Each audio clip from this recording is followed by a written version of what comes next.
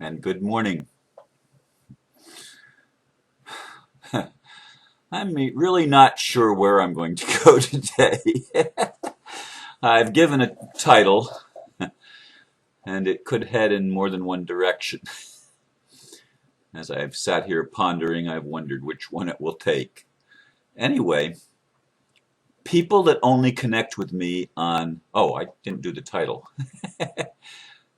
Phone conversation with Aristomenes, or Aristos.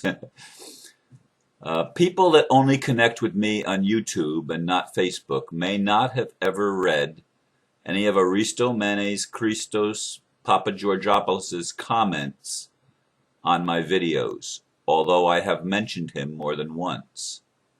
Well, yesterday I was able to have a video conversation with him. He lives in Greece where he was born, although he lived in other places as well, including 27 years in the US. For 1 year now, his commentaries on my videos have provided a lot of depth and insight, often way beyond what I talked about on that particular day. This will be the starting point for my conversation with you today. Indeed, he has, I'm not sure he's not ever missed a day, but I don't think so. I think he pretty much, for about a year now, since October last year, he has been providing commentary on my videos and often gets involved in other threads as well on Facebook. And when he first started making the commentaries, he was sending them to me as private emails, and I was reposting them on Facebook because I felt that the wisdom that he was sharing deserved to be read by a wider audience than just me. And I believe it was me that encouraged him to open a Facebook account. And in fact, he's had a friend open a Skype account so that he can use his Skype account. And I had the conversation on Skype with him yesterday. And for the past several months anyway, he has been compiling an ebook of sorts. It's not completed yet, where he puts my video up and then his commentaries, and I don't know what title he's going to give it. We didn't talk about that, and it's not completed yet, so it's not even available, but I believe that would be one fascinating video book, ebook, that has my videos and his commentaries. It would be a tremendous depth for people that are in the act of awakening and going through the transformations that are necessary at this time when we're going through a quantum leap in the evolution of consciousness and a shift in the paradigm that rules the world. It's going to be an amazing time that unfolds day by day and week by week. And hopefully it's not going to take too many months for it to start really being noticeable. I had thought that there would be much more noticeable change in our world than I have yet seen. I thought the change was going to come last year by October, and I'm surprised it hasn't come yet. I still expect big surprises this month. There's 2 months left, or 2 weeks left in this phase, and actually 2 months left, a little over 2 months before the big day of the 21st of December 2012 that many people have talked about. I do want to have, when we can figure out how to do a Skype interview where you could actually see both of us talking, like you can see me talking now on a video, and I'd like it where you can see me and see Aristos talking to each other on an actual video, even if it was a split screen. I don't know the technical aspect of how to do that at this point. It's probably not very difficult, and I'm probably going to have more than one person suggest to me uh, the solution to that problem, and then we're going to perhaps have maybe an hour interview that I'll put up as a special video someday in the relative near future, because I find him fascinating. But beyond the fascination that I have with him as an individual, uh, because of the depth of his wisdom coming from a background in physics as well as mysticism, uh, and I think that will be extremely interesting to those of you that listen to me regularly, and I know it will be to those of you that also get the opportunity to read his commentaries on Facebook.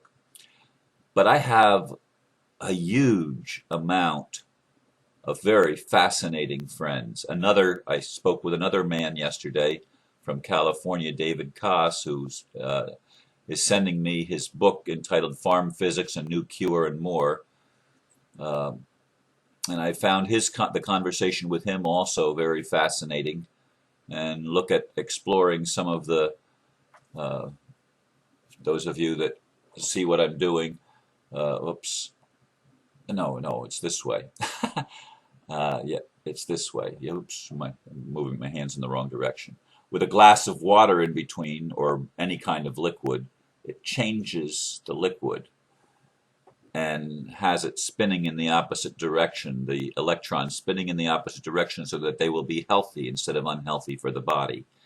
And we also got into some politics in that conversation about Jesse Ventura and other people running for office. I think it's still going to be an interesting election in the United States this year, and I do believe that what happens in the United States will have ripple effects that will affect the entire world, because the United States has been, unfortunately, a predominant player in world politics all over the globe, all over the planet. Everyone is affected by what happens in the United States. Anybody that doesn't think that that's true, I don't think is paying attention, because we have military bases on every continent, including Antarctica, and military presence everywhere in what I forget how many nations of the earth. Probably half the nations of the world have a military base of some sort on their land. And it's an absolute insanity that any nation on the planet, thinks it has the right to interfere in the policies of local communities all over the world. And they do this often not just through the military, but through multinational corporations that may be based in the United States or North America, or, well, in some cases, maybe Japan, and of course Europe. Uh, and there might be multinational corporations on other continents. I don't really know all of the multinational corporations, but most of the big ones are either European or U.S. based, well, and probably Japan as well. But there's going to be, and this is one of the things that I've discussed.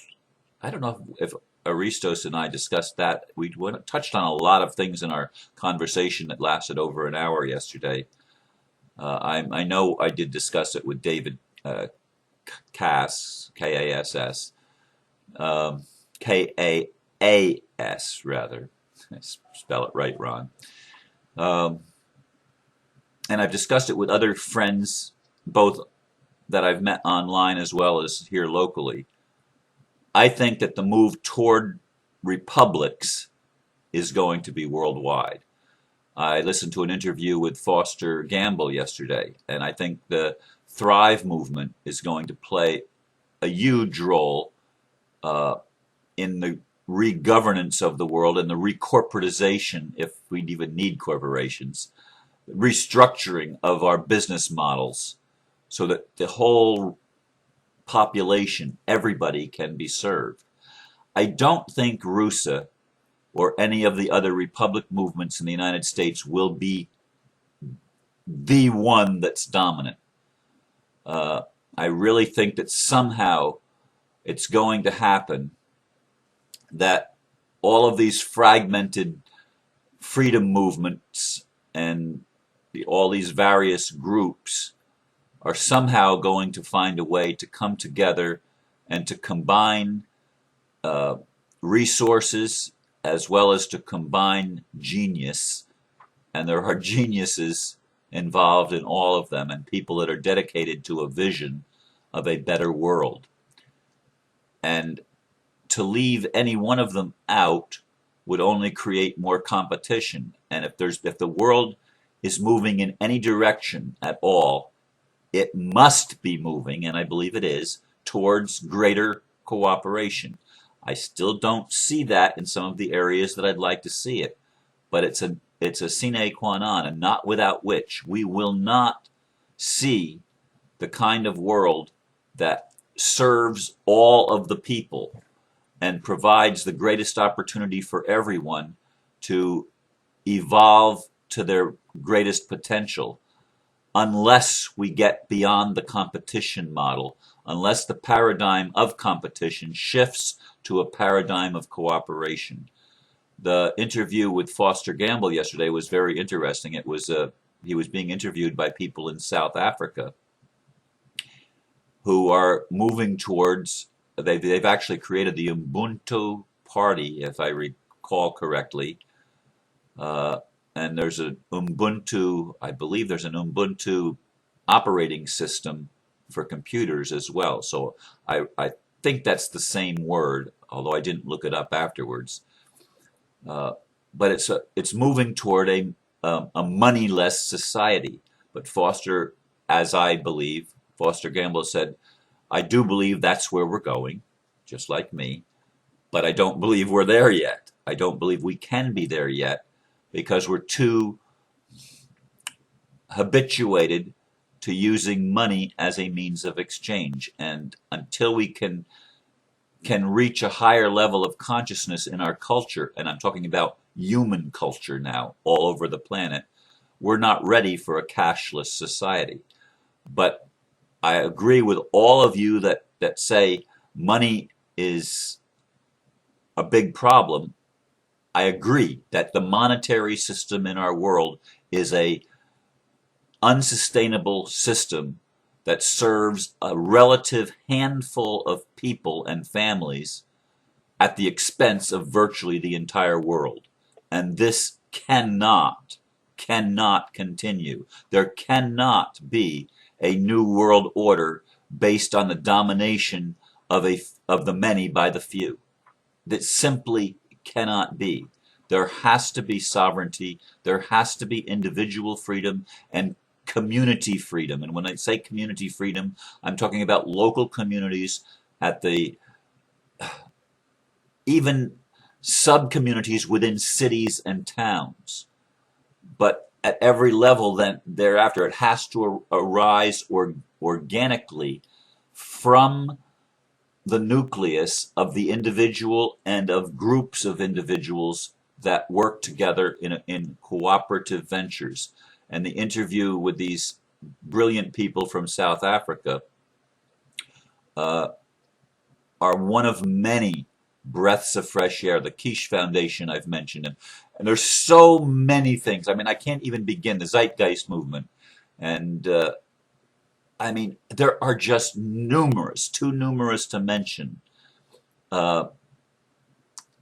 brilliant ideas of ways that we can correct some of the recognized ills of our world. And as I exchange ideas with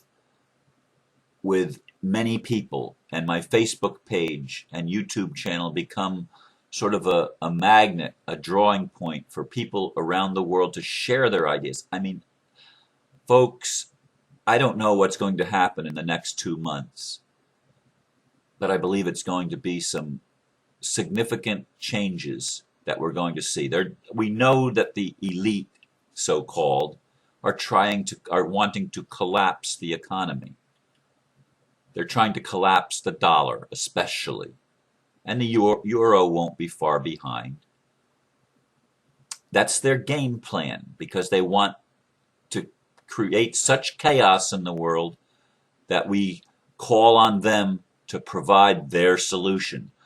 But they're going to be very surprised because there's all sorts of other solutions that are ready to be thrown in to the mix that they know that they're there, which is why they know their days are numbered.